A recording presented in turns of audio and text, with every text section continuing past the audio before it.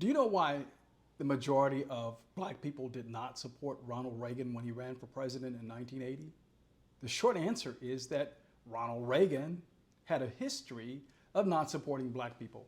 Let me be more specific and more direct. Ronald Reagan had a history of being a racist.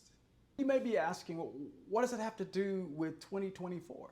There were 7 reasons why black people didn't support Ronald Reagan. At least 7 reasons, perhaps more, but at least 7 reasons.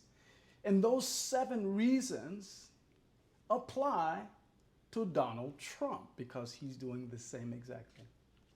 So let's talk about reason number 1 that black people had beef or had issues with Ronald Reagan. Number 1, he came into notoriety, into prominence, and into the realm and the arena of politics in 1963 in the state of California when he was running for governor. At that time, there was a Fair Housing Act that was being proposed that ultimately passed in 1963. Ronald Reagan said that if he was elected to be the governor of California, he would move to have that law stricken from the statutes of California. Now, he tried, but ultimately he was not successful. But when he took that position, he was signaling to the racists, the segregationists who lived in California that he was pro-white and anti-black. In the 1970s, Donald Trump and his father were sued by the United States government for discriminating against black people, failing, resisting, refusing to rent their apartments to qualified black people because they wanted to maintain segregation.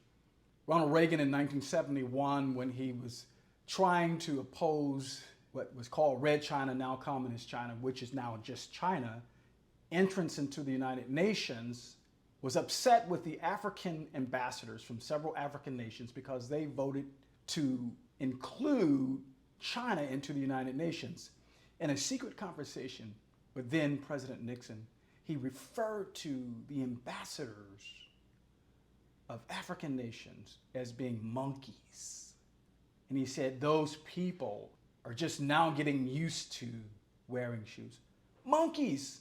Well, Donald Trump, when he was running for president, referred to the African nations, you remember that quote, as the S-hole nations.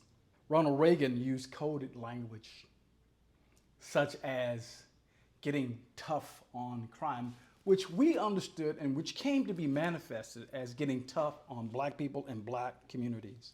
Donald Trump urged police officers, when they were arresting people of color, black people, to rough them up, to be tough with them.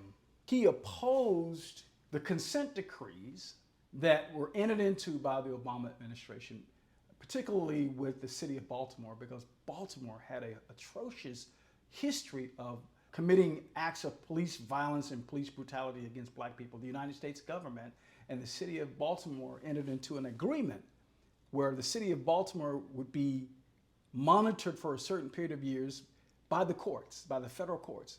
As soon as Donald Trump became the president, he immediately tried to back out of that. So Ronald Reagan and Donald Trump really were pro-police, which there's nothing wrong with being pro-police, but not to the extent that it is to the detriment and to the continued brutality of black people.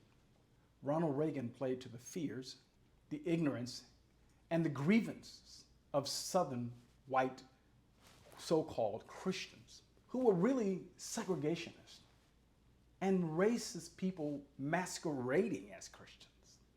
Donald Trump played to the same fears, the same grievances, the same ignorance, the same hostilities of Southern whites, and not just Southern whites, white people in general who may not be as informed as they should be.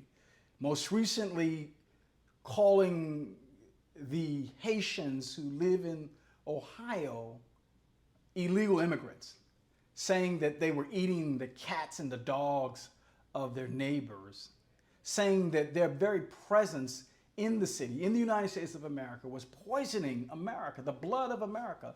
The same tropes, the same racial strategy that was used by Ronald Reagan is being used by Donald Trump. Ronald Reagan opposed the Voting Rights Act of 1965. Ronald Reagan opposed the Civil Rights Act of 1964. When Ronald Reagan was the President of the United States, the Voting Rights Act of 1965 came up for reauthorization. Ronald Reagan begrudgingly, after being forced and pressured from other sources, signed the reauthorization of the Voting Rights Act, but did not want to.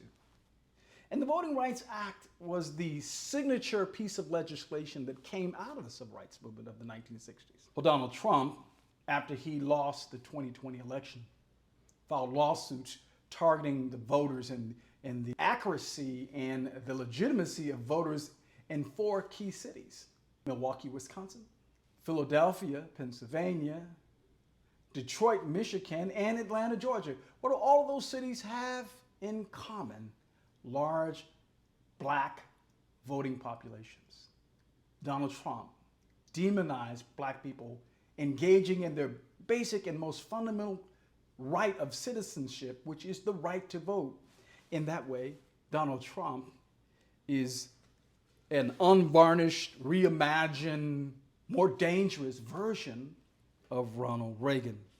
Lastly, give or take, for whatever reason, black people historically, and this is measured in terms of polling that has been done by the Pew Foundation, if you want to look into this.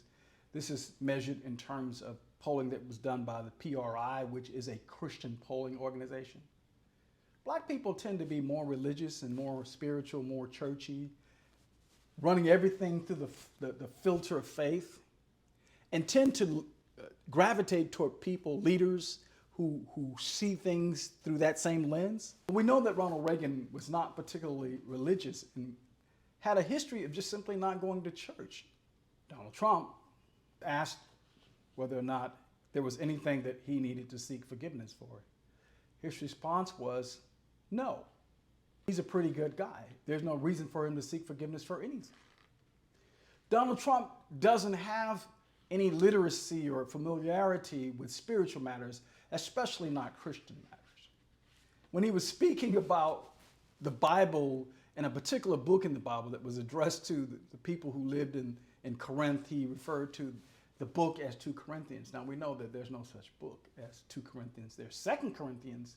And that may seem petty, but it's not, because there's a litany of reasons why black people didn't support Ronald Reagan. And my point is that those same reasons still apply on steroids to Donald Trump.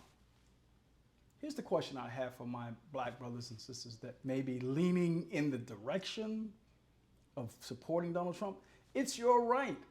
I'm not telling you what to do, who to vote for, or who not to vote for, but if you are planning to vote for Donald Trump, how do you square your support for this man with his history? And not just his history, and as it relates to his treatment and his disdain for our community, who referred to our communities as ghettos, all of the places where black people live. He summed it up and grouped it up and said we are living in ghettos, who said that black people identify with him because he is a criminal, and it implied that most black people are criminals. If you plan to support Donald Trump, that's your right, but how do you square that? How do you justify that? How do you explain that to the ancestors? We don't have to go all the way back to Africa. Let's talk about Mom and them, Aunt Lula Mae and them, the ones who picked cotton, the ones who cropped tobacco, the ones who were the maids and the house servants and the janitors, because that's the only opportunity that was extended to them, the ones who could have been scientists, who could have been doctors and engineers if segregation wasn't in place. How can you square your support for this man who, if things went his way, would take us back to those days? It's your choice. But I'm trying to tell you and trying to say to you is that this man is not for us.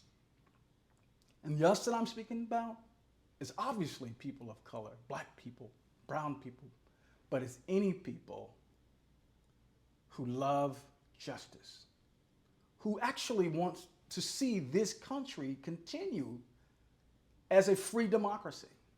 How? Tell me how. That's the question I have.